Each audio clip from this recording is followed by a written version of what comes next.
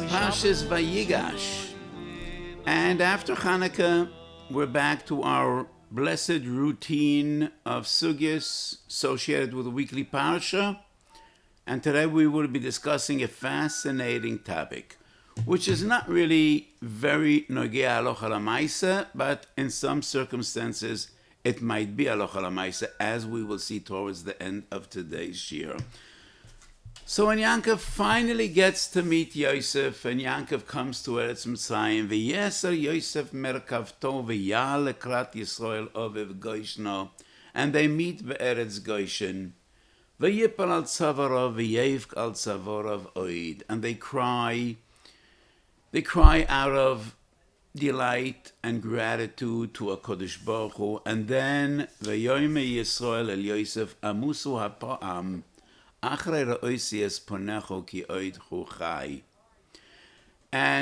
Rashi brings two different pshatim. One is pshuto shel mikra.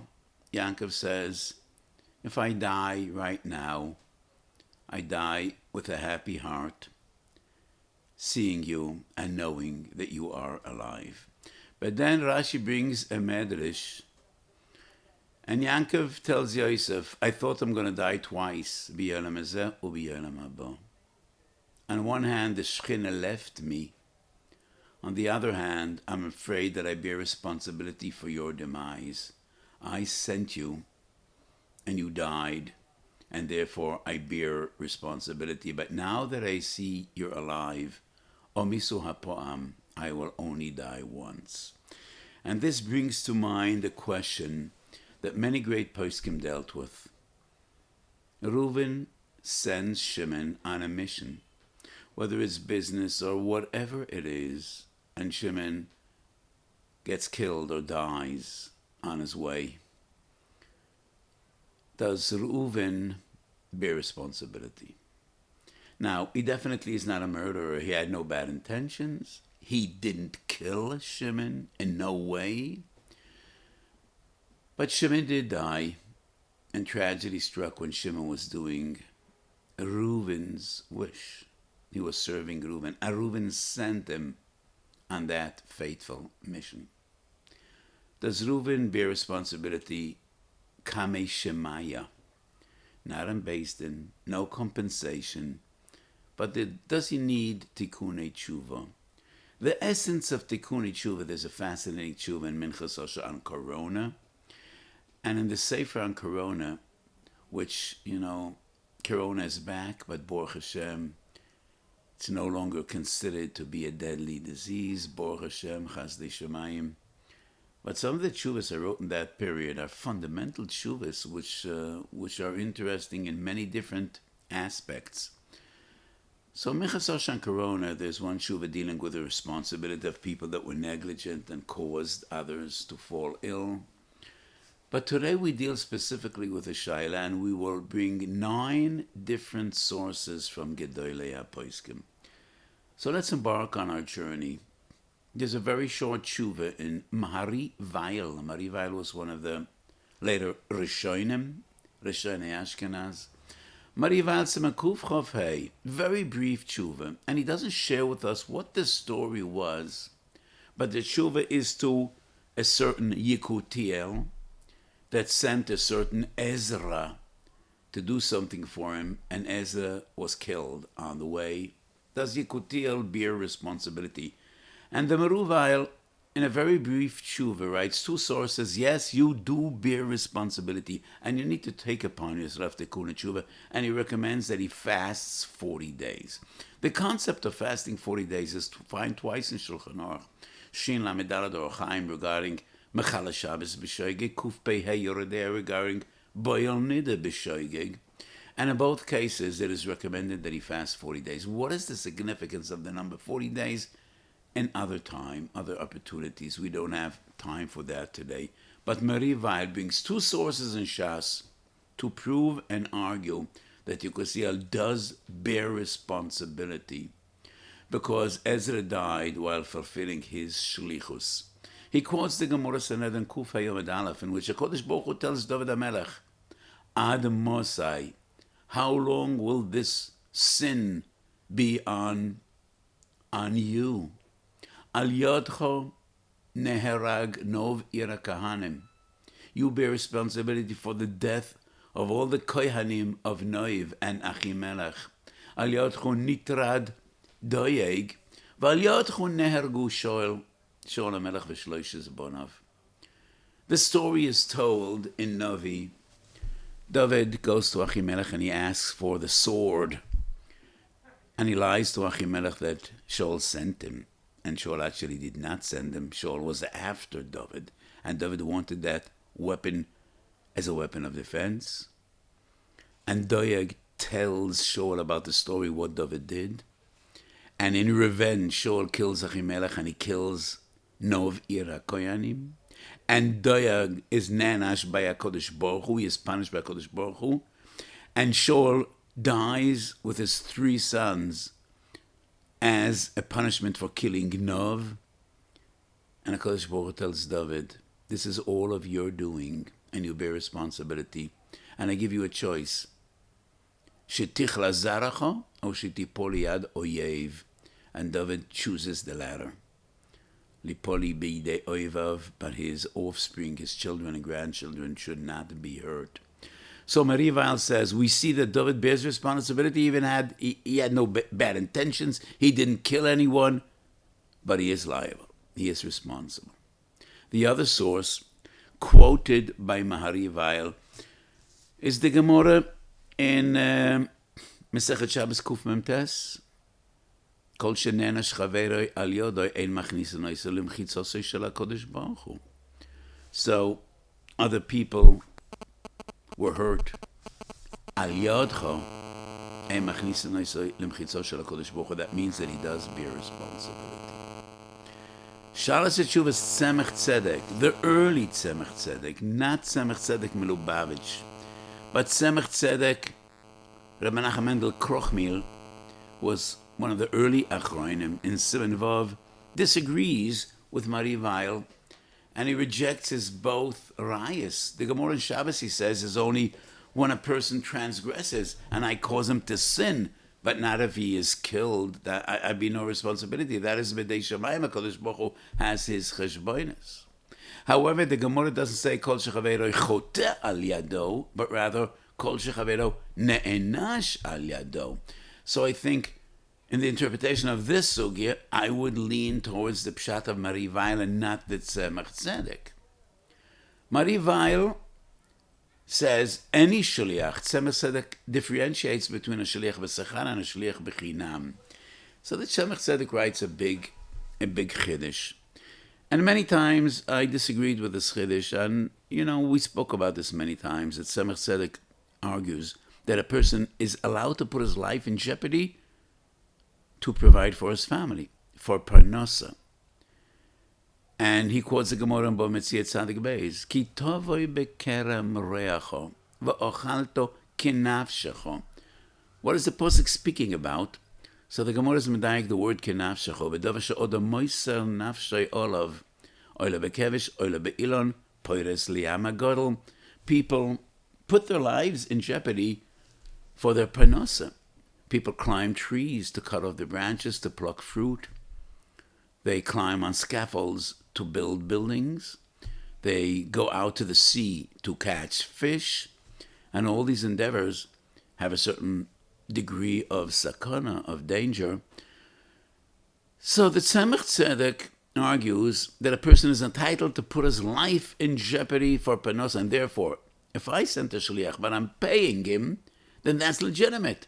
He's allowed to go to Mukom Skana, and therefore I bear no responsibility if he dies. But if he's just my shliach bechinam, then I bear responsibility. I don't really understand the svar of the Tzemach Tzedek on 2 different counts. First of all, I made it clear many times in previous shiurim, I don't think there's a difference between panos and any other endeavor of importance or important activity.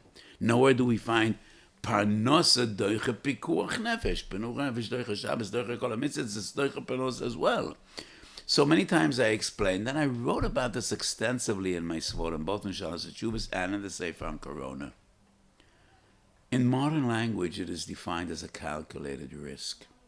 It's not a high level of risk. And if you take all the precautions, you're not really putting yourself in in imminent or in indirect danger. Well, our kids ride bicycles, they ride scooters. You take the proper precautions, you wear a helmet. Many things our kids do and we do are somewhat more dangerous than other activities. Sitting in toilet is not as dangerous as climbing scaffolds or many other things that people do for parnasa or just for fun. So climbing trees, climbing scaffolds, going out to the sea to catch fish, these are not the level of sakana which is a prohibition. And that is, Chazal merely mean to say that people go to extremes to provide for their families. And the other question I have, why does that have enough kamina lagava the responsibility of the sholeach? What is the difference whether I'm paying him or not? I caused his demise in an indirect way. So, tzorchiyim be'inai, the approach of the Tzemach Tzedek. So we move on to source number 3. But I just want to briefly relate to what the Marivan wants to prove from David HaMelech. Fundamentally, I think it would depend, is there negligence or not? If a person puts an other's life in jeopardy out of negligence, sometimes gross negligence, he should bear responsibility. You should have been more careful when dealing with another person's life. But if he is totally not to blame, then probably he is totally clean and pure and innocent. David HaMelech lefi pshutam shel devorim, we don't judge Avos Olam, the giants of yore. But the way the poskim deal with it, David HaMelech lied to Achimelech. And he should have taken into account. If Shaul will hear about this, he will take revenge. So we could understand why David bears responsibility. The other argument I want to make is, the Gemara says in Saf Yavamis Kuf Chuf Aleph, Kodesh Baruch Hu medaktek im chasidov kichut ha'sa'ara. So maybe we can't really prove anything for David HaMelech. David HaMelech was one of the greatest tzaddikim in the ancient days. So Kodesh Baruch Hu medaktek im chasidov kichut ha'sa'ara. And that is why David bared liability. We can't learn from David to all other situations throughout the ages from simple people. So we don't really know what was the story between Yekutiel and Ezra. Was there negligence? Was there not negligence? Because Marivail doesn't share the details of the story. And so I mentioned 2 sources. Marivail, Tzemach Tzedek, the Rava Machlokes. Be'er Sheva, HaMesechet Sinan Kuf Aleph, coincides with Maharivail. Source number 4, Tshuvas Maharshal Siman Tzadik Vav. And this is a story in which the Mashal does share with us Mase Shahoyo Kach Hoyo. Moshe Yitzchak is on a boat. Most of the people on the boat are non-Jews. And there's a young Jewish boy on the boat. Vahu mitpareya. And he's wild and he aggravates everyone. And he's putting the entire boat in danger. And the Goyim want to catch that Jewish boy and beat him up. And the Goyim turn to this elderly Jew, Moshe Yitzchak, and he says, is this your son? Whether he is or not. You take care of him, and if you don't punish him, we're going to break his bones. And Moshe Yitzchak has rachmanis on that Jewish boy because he doesn't want the Goyim to take care of him. They might kill him. They might, probably they hate Jews. And they will hurt him far beyond what Moshe Yitzchak plans to do. So he tries to catch the boy. And obviously they already arrived at their destination. And the boy runs away, and Moshe Yitzchak runs after him. And the boy runs faster than the old guy, than the old person. So Moshe Yitzchak asks one of the Goyim, catch him and bring him to me. And the Goy runs after him, and Moshe Yitzchak falls, and he drowns, and he dies. Moshe Yitzchak turns to the Mashal, do I need to tikkun tshuva? Am I to blame? Because I asked that non-Jew to run after him. And trying to run away from that person, he fell and died. And the Mashal tells him, you bear no responsibility because you did the right thing and you had pure intentions. You didn't want to kill him. You prefer taking care of the boy because otherwise the Goya might punish him and hurt him and be cruel to him. So your intentions were good. You did what a good, decent Jew would do. You did the right thing, and therefore you bear no responsibility. So this Marshal proves what I said just a few moments ago. It all depends on the circumstances. A contemporary of the Marshal, the great Maharam Milublin, writes a similar tshuva with a similar conclusion in Siman Mem Daled. So what is the story of Maharam Milublin? It's a tshuva written to Rabbeinish. We don't know who that Rabbeinish was, but the story is there was a dayan, and there was a young person of the community who was judged by this dayan.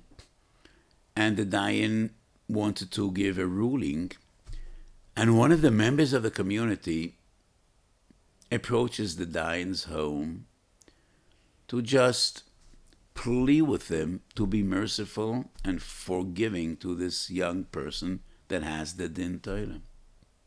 For some reason, the dayan panicked, and he thought that person wants to hurt him physically. And he developed some crazy anxiety and panic. He locked the door, and he was afraid that the person might break his door. So he pushed a heavy cabinet to be behind the door, that even if somebody breaks the door, he shouldn't get into his house.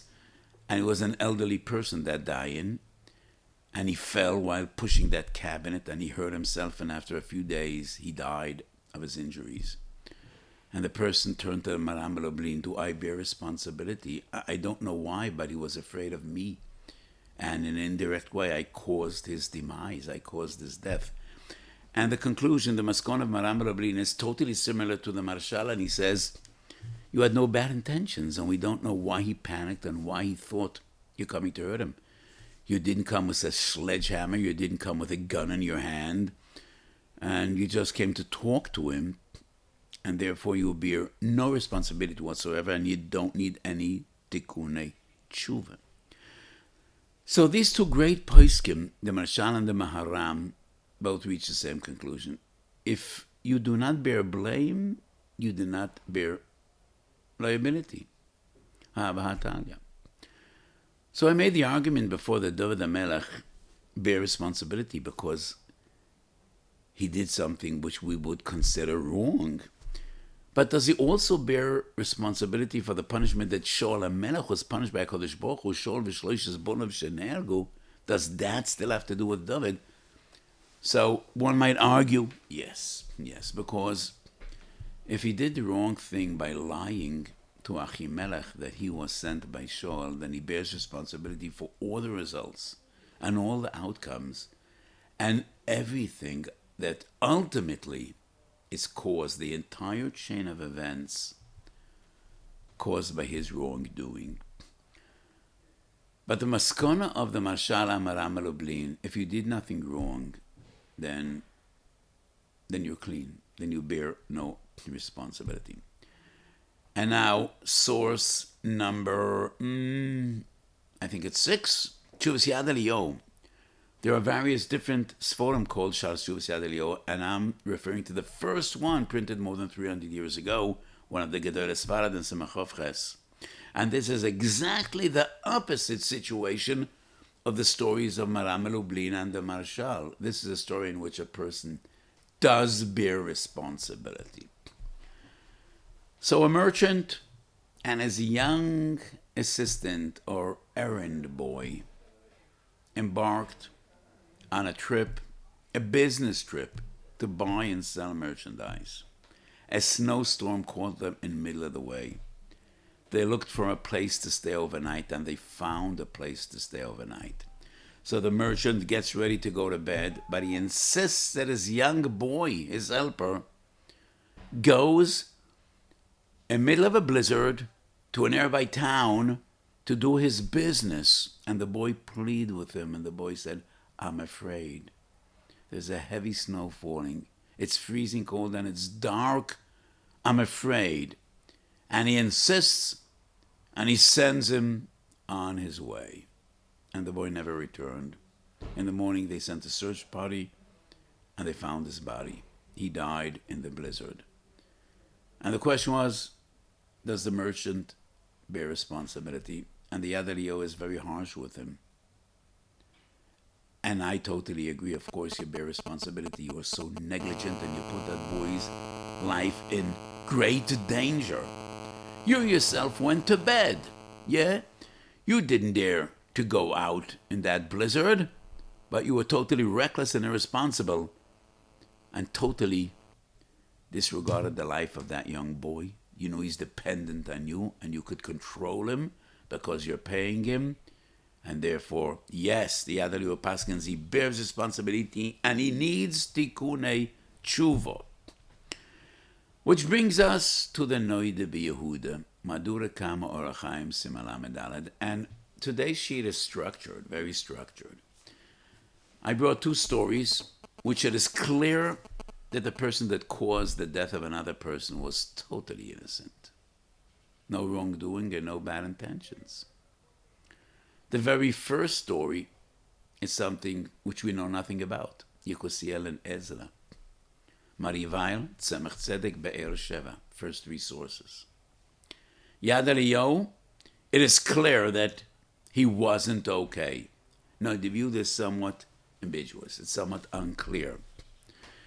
Worse than the stories of Maharam and Marshal. Better than the story of Yad Eliyahu. So what was the story in the Noide B'Yehuda? Person has a store, or he's a wholesaler. He sells merchandise to merchants, to peddlers. And there's a man that for years has been his customer. Buys chayre, and he's a salesman, he's a peddler. He goes out to sell, comes again, buys more stock, goes out to sell. And this has been going on for years. And the peddler, the merchant, became an old man. And he came to ask for merchandise. And his wife pleaded with the supplier. He's old. He could no longer do this. I'm afraid he's going to die on his way. Don't give him schayre. But the supplier, you know, when he could make money, money distorts your brain, your judgment. And he did give him schayre. And the old man went on his way and died. Does he need to do tikkun tshuva? Does he bear responsibility? So it is not as negligent as the person that sends a young boy in the middle of a blizzard, a snowstorm, to freeze to death from hypothermia. But it is somewhat, I would guess, irresponsible when the wife of this person pleads with you. No, I didn't send him. It's his choice. He just came to buy merchandise. So the Noide B'Yehuda dissolves him of all responsibility, and he says, you didn't initiate. The guy just came to buy merchandise. You don't bear responsibility what people do with the merchandise that you sell them. And therefore, Noide B'Yehuda Paskins, he doesn't bear responsibility. However, the Noide B'Yehuda writes, but you asked the Rav of your shul, of your community, and he did say you should fast, you should take upon yourself tanesim, and therefore I agree. And then I do the Paskins, he recommends 3 times Tanas Bahab, 3 times 3, 9 days, fast days. Not very harsh punishment, but nevertheless, even though the Noide B'Yehuda leans towards a ruling which patters him entirely, but at the end of the day, he does recommend tzaimus, fasting. Next source, Avnei Nezer. And whenever I quote the Avnei Nezer, I say he's such a big chadshin, and he's always has his own different, unique way of seeing things. Avnei Nezer says, this depends on the din of shlichus. Shlichus shel Olam Kamoisef is your shliach, you bear responsibility. And therefore, Avnei Nezer differentiates. If he died on his way to fulfill the mission I demanded from him, then I bear responsibility and I need tikkun tshuva. If he fulfilled his mission and he died on his way home, he's on his own and has nothing to do with me. I don't really understand what this has to do with shlichus. The guy that killed him is not my shliach. In most of the cases, it's not a person that killed him, but the elements. What does that have to do with shlichus? Shlichus Shalom Kamoisai is a specific din. You're yoitza with him. What he did is considered as if you did it. He's your agent. Why does this in any way affect my responsibility if he gets hurt? I don't appreciate that at all. I don't understand what this has to do with the din of shlichus. I humbly disagree with the great Avnei Nezer. Last source should be number 9, if I counted properly, is Tshuvas Chassam Sofer. And the Chassam Sofer deals with a strange situation. Tshuvas Chassam Sofer, Oira Chaim Simen Kuf Ayin Zayin. There was a maid working in someone's home, and one of the members of the family thought it's funny, and he scared her, and she panicked, and she fainted. Balas Abayis ran to get some schnapps to pour into her mouth. This is insane. It's just crazy. But in days of yore, they thought that a glazel mashka, yash, yayin sort of schnapps, is the remedy to all your ailments. And when a person fainted, they poured whiskey into his mouth, and they expected him to get up and be well. So she ran to get the bottle of mashka, and by mistake, she took bleach, economica, fuel, and she poured it into that poor lady's mouth, and she died. And the question is, does the Balas Abayis bear responsibility? I wanted to save her, not chas v'sholem to kill her. Do I need to kunichu? And the Chassam Sofer deals with this question. He quotes Mari Weil, and I wonder, this story is totally different than all the others. We're dealing with directly killing a person. You killed a person. You didn't intend to do so. You had good intentions. You planned to save her. So that's the sugi of hoirig nefesh b'shigogo shechayev golos. I don't think this has anything to do with all the previous sources in which I sent a person on his way. He's my shaliach, but I had nothing to do with what caused his death. So my responsibility is totally a far and indirect one. What does it have to do with this story? So that's an interesting tshuva in Chassam Sofer. So beyond all the sources we quoted, I just want to make one general comment. The Gemara in Bava Basa Kuf Yud Tes Omed Beis Megalgelen Schus al Yedei Zakai uMegalgelen Chayva al Yedei Chayav. So I think beyond the question of direct responsibility, am I to blame? Am I not to blame? Was I negligent? Was I not negligent? There is something more ruchniistic. And that is what the Gemara discusses in Bava Basa. Good things happen to the righteous. Bad things happen to the wicked. And if a person in any way was associated with the demise of another person, he is called upon to do a cheshbon nefesh. Why did this happen to me? Why did this happen to me? And you need to do tshuva. And one of my tshuvas that was printed, it was the first time printed in a small sefer, Minchas Oshan Talmud Torah. I do not recall whether it was reprinted anywhere else. I wrote a tshuva about the sefer Torah that falls down to the floor.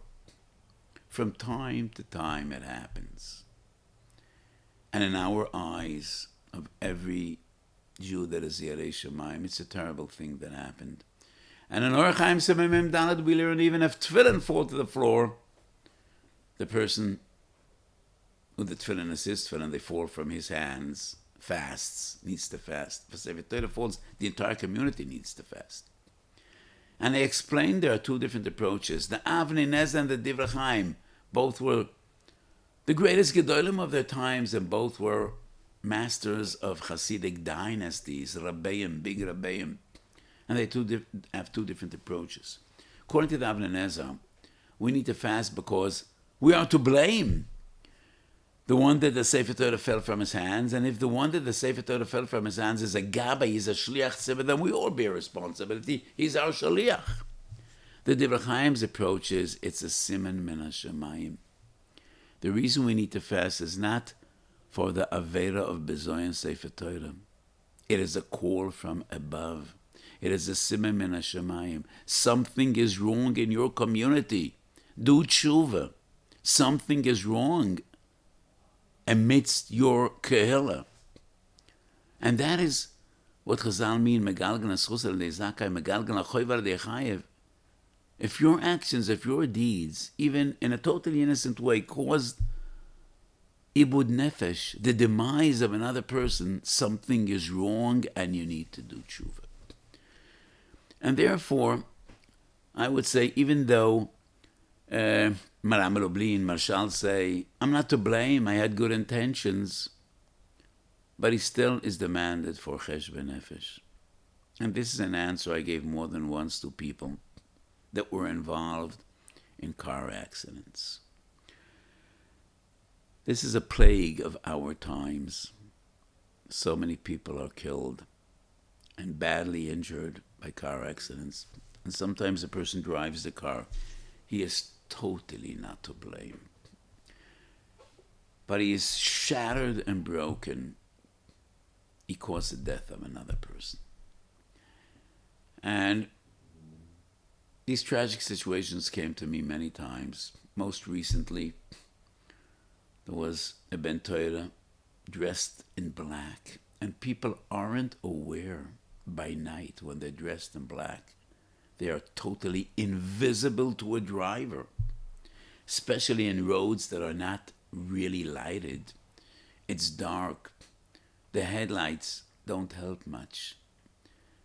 And especially in Israel, people are so irresponsible. And many times, I don't understand. There's an empty sidewalk, and people walk on the streets, on the roads where cars are driving. And they think they're going on the side, so they're safe. So this Ben Torah was dressed in a black suit, black pants, black hat. And the driver hit him, and he was killed on the spot. And the police said that the driver bears no responsibility. He followed all the rules. But a young 19-year-old boy was killed. And the driver, yes, he could say, okay, that boy bears responsibility. The police said, they closed the tick. No case. But it was kecheres hanishbar. And I did, just to ease his feelings, I gave him a seder of tshuva, and I told him, fast, bahab.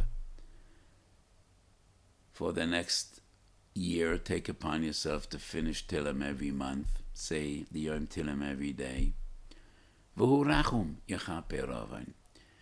Because if tragedy happens by our deeds, even though we bear no responsibility, in a certain way a person should just try to be better.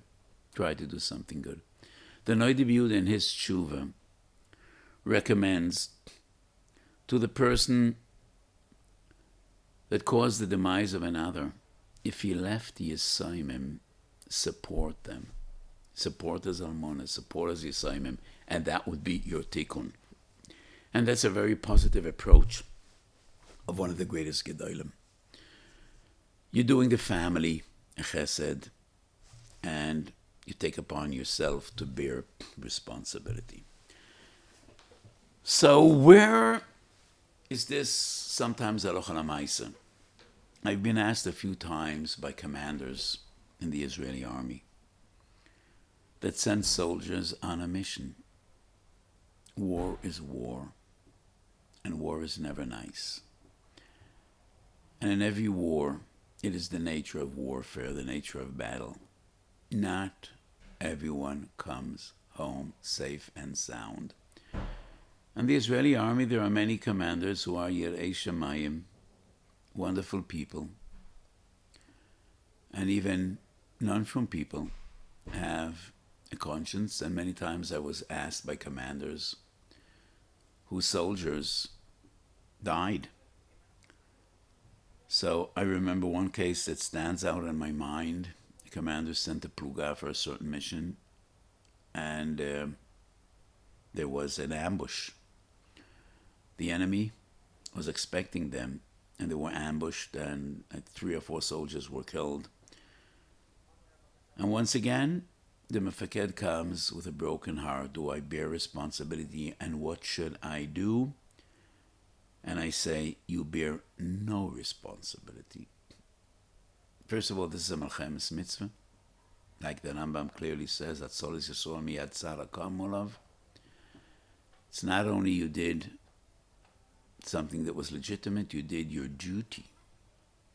So unlike all the other cases we spoke to today, this guy sent a guy, hit someone on business, and this guy sold merchandise to make a profit. You're doing what you're mechuyev to do, not only what you're allowed to do. And this is the nature of war. And I also think that if we would burden the conscience of commanders, it might diminish their sound judgment, and they won't do what they are expected to do. And therefore, regarding a commander in the army, it needs to be very clear. If you use your best judgment, and that is your duty, that is your chiyuv, and tragedy strikes, as sometimes it's inevitable, you bear no responsibility. You've done your duty, they have done their duty, all the rest is biyadei shamayim, and therefore they bear no responsibility. So in Israel, the minhag is that commander comes to visit the family, and usually it means so much to the families when the mefaked comes and shares with the family their son's service in the army, how great he was. And if you want to do something for the family, that's beautiful. But I think they should bear no responsibility. And pain, yes. Remorse and guilt, no. So besides everything we said today, another fascinating question which I won't go into. Siman Kuf Ayin Vav, we find the Ramon, once again in Siman Kuf Peches, when a person sends someone in his shlichus, the person is not killed, but he's taken into custody, and we need to pay ransom to get him out. Who needs to pay that ransom? The family of the person that was taken into custody, that was ambushed and snatched off the street? Or does the sender, the shaleach, bear responsibility? Fascinating psak of the Rosh. The Rosh, in Shus Rosh, Klal Peitet Siman Dalet, quoted in the Ramos Mekuf Ayin Vav, he has it in a shoyel kol hanor shaloi chayev ba'oinsen. And on my Shus I wrote, so let me put it this way. Shmira is on chafetzim. Shoyel is on chafetzim. You could borrow an animal, you could borrow a car, you could be a shoyel on tools, utensils, cars, whatever. A gavra is not a chefza, and a chefza is not a gavra. So this is a question of a combination between a gavra and a chefza. Is there a din shoymerim on a person? I don't think so. So I don't think the Rosh or the Ramo actually are dealing with the dinei shoymerim, with the din of a shoyel, but I think it's more of a savora based on Toises Ksubas Nun Vav Amid Beis Ktsaisa Choshen Siman Kuf Mem. I wrote about this extensively in my kuntas on dinei shoymerim and Choshen Mishpat. Toises and the Ktsaisa explain, and it's a Machna Ephraim as well. Dinei shoymerim are based on logic. Darkei shaloilam.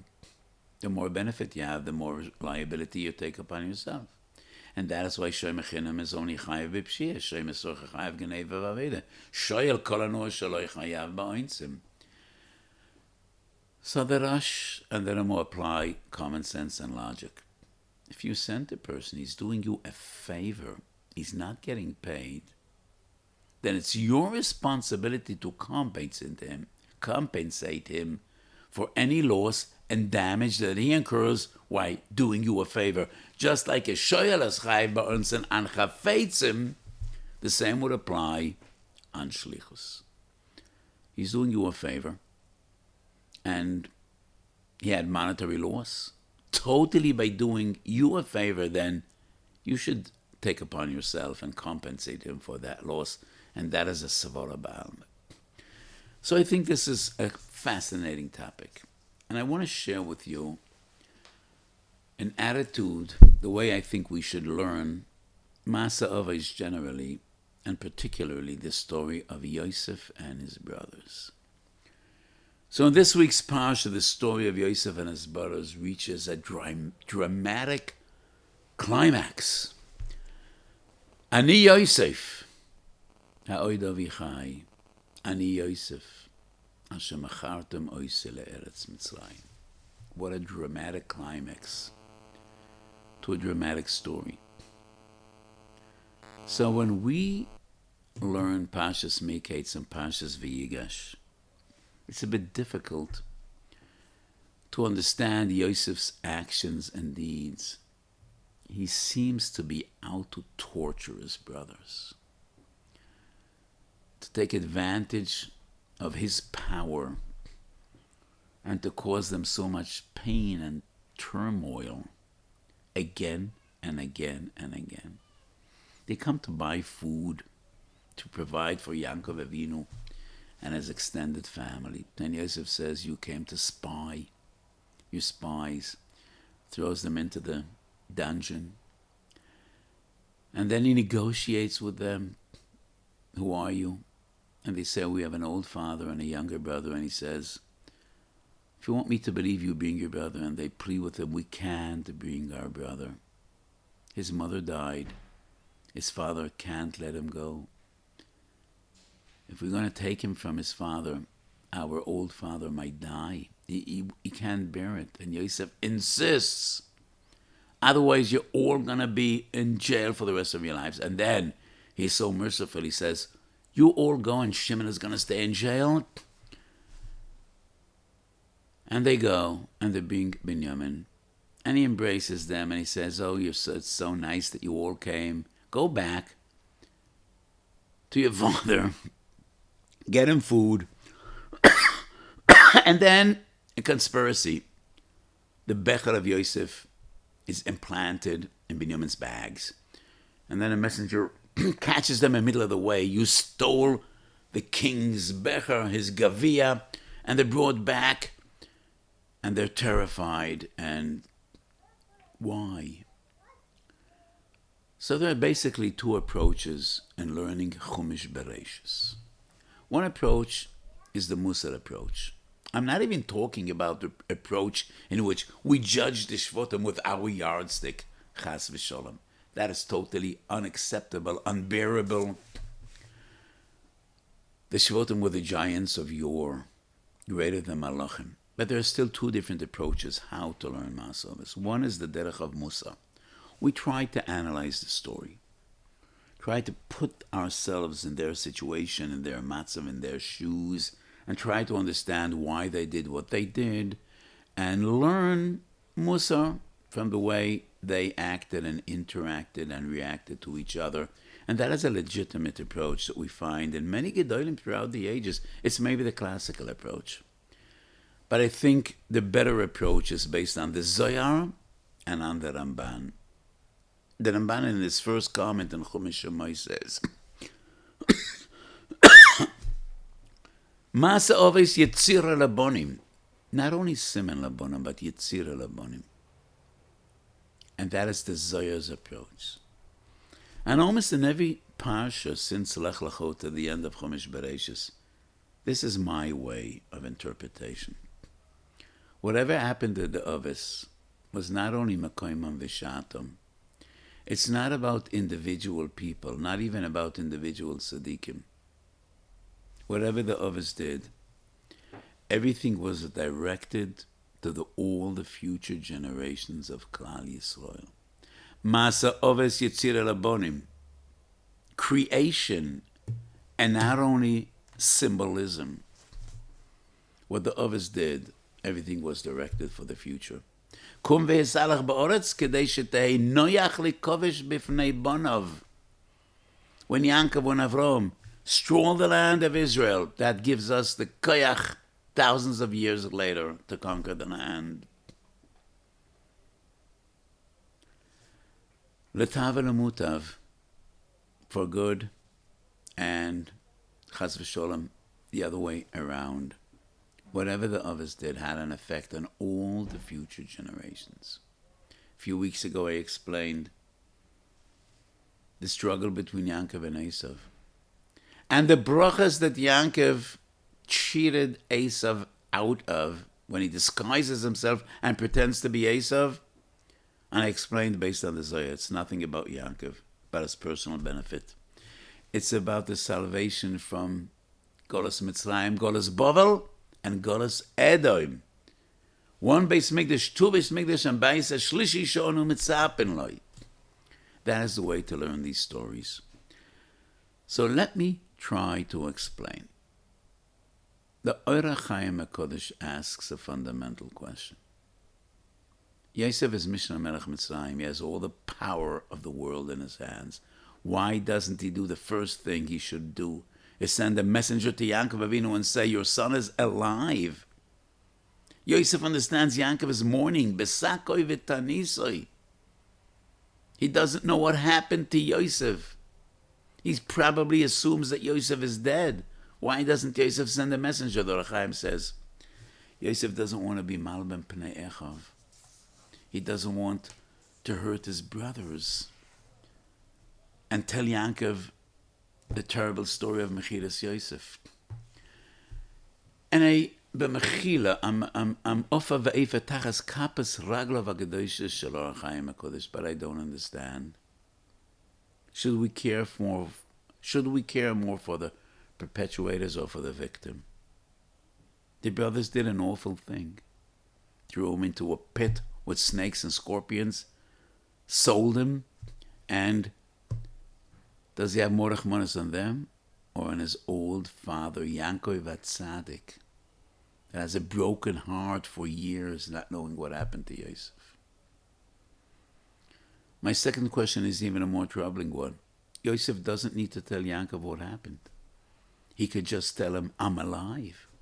And even if Yaakov will inquire, what happened? Tell me the story. You don't need to tell the truth when you're going to hurt others. Yosef could make up a story. I went to look for my brothers, and I didn't find them, and it was pitch black, and then some cannibals snatched me away. And he doesn't need to blame his brothers at all. Tell Yaakov a story, whatever you want to tell him, but just let him know you're alive. So let me explain to you my feeling and my approach. From the first moment, Yosef understands this is not just coincidence. I know my brothers, the great tzaddikim, kedoshim and ta'irim. It's not them. They would never do such a cruel, bad thing. They wouldn't hurt our beloved and great father, and they wouldn't hurt me. I know they envied me. I know they were angry. But it's not typical. Sepasnish semana brida, this cannot be. The Rambam writes in Persha Mishnah at the end of Masechet Brochas, Eis lasesh l'shem eferus orasecho. Sometimes the Kodesh Baruch Hu takes away the bchira of people when he wants to implement his master plan. Yosef on his way to Mitzrayim and that caravan has a lot of time for contemplation, and it's clear to him this mahalach is a mahalach Eloki. It's bigger than me, bigger than my brothers. HaKadosh Baruch Hu has some great plan, because it's not typical to my brothers. He arrives in Eretz Mitzrayim, and he becomes a servant in the home of one of the nobles. And the person's wife tries to develop a terrible relationship with him and to seduce him, which is also insane. He's a young Jewish boy. This is not normal. And she is so adamant. And then she does what she does, and he's thrown into jail together with two important people, and they dream. And Yosef never was aware that he has this talent to be a Pesach Haloimis, and he succeeds. And then the king dreams, and in the entire land, no one could be Pesach Haloimis or Parai, only he. And he is successful in being Pesach Haloimis. Now, why would a Pesach Haloimis be a great administrator? Parai is crazy. So you have a young Jewish boy, no administrative experience at all. He doesn't talk the tongue of the land. He knows nothing about economics. He has no experience in administration. His only talent is Pesach Haloimis. And why would he be Mishnah Lamelech? This is an insane chain of events. And Yosef becomes more and more clean to him. It becomes clear to him. This is something huge is happening here. Something that we do not control. Yesh po mahalach eluki. And therefore it is clear to Yosef, I do not have the permission to take any initiative. I don't know what HaKadosh Baruch Hu has in mind. Sheva al tasa odif. I can do nothing and I will do nothing. I don't know what's up to me. And I might mess things up. And therefore Yosef does nothing and doesn't notify his father. And then the other side of this story, what happens between Yosef and his brothers? Yosef is aware by Ruach HaKodesh that Mechiras Yosef will haunt our people throughout the ages. You all are familiar with the kina we say in Musaf and Yom Kippur. Chazal say, Yesora Ruga Malchus were a kapora for the Chet of Mechiras Yosef. Yosef knows, I have to fix whatever I can to atone this terrible story of Mechiras Yosef, because Yosef knows we will pay a terrible price in the future for the Chet of Mechiras Yosef. The Shvatim were the founders of Klal Yisrael. And their Chet will affect all the coming generations of Israel.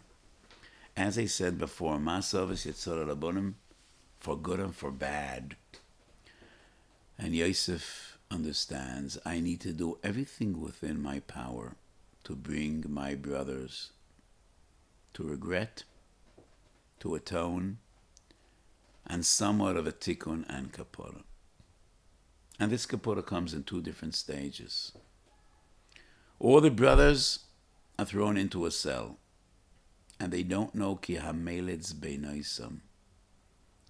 Yosef planted people that understand their language.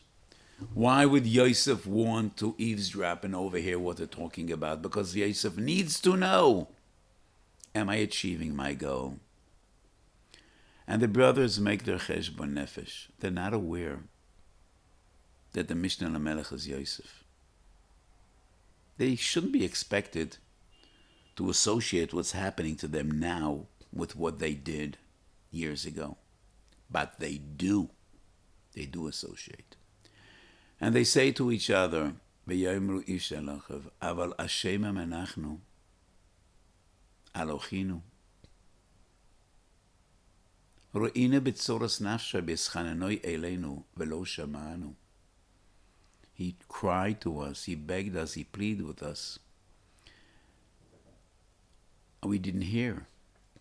We didn't listen. Hekshenu et levovenu, lev even.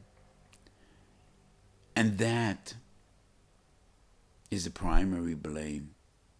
It's not only the act of selling Yosef. How could we be so cruel? He was our brother. He cried out to us, V'lo shamanu. That is the first stage of tikkun. achva, brotherhood, feeling one another, feeling the pain. But Yosef knows it's still not enough. And against his nature, against his will, b'mistorim tivke nafshi, he cries in his private chambers, but he knows he has a mission. He has a duty to do. He has a mission to accomplish. And he goes on. He's persistent. It is only when Yehuda says, Ki avdecho ora v'sanar, yeshev do avdecho tachas sanar. That is real brotherhood. Yehuda says, I am willing to pay the price. My brother stole your cup. He is to blame. But I took upon my responsibility to bring him back to his father. And I will bear the consequences. Let him go. And if I die, I die. If I need to be an Eved all my life, let it be. In that moment, Yosef knows enough is enough. I achieved my goal. And that is the tikkun mesuyam on the chet of Mechiras Yosef. And he could no longer bear the pain. And then he breaks out crying, and he says, Ani Yosef, ha'oid avi chai. So that is the way I learned the story, the saga of Mechiras Yosef, and the entire story of Yosef and his brothers that comes to a climax in this week's parsha. And this is the way I think primarily we should learn Maaseh Avos, and this is the way of the Zohar and the Ramban. Maaseh Avos yet siman abonim, Maaseh Avos yet tzira abonim. And we should be zeichet to schus Avos and chasdei Avos. Beglal Avos tishia abonim v'sovi geula lebnei b'neiim, bebias goel tzedek b'mheiro v'yomeinu amen.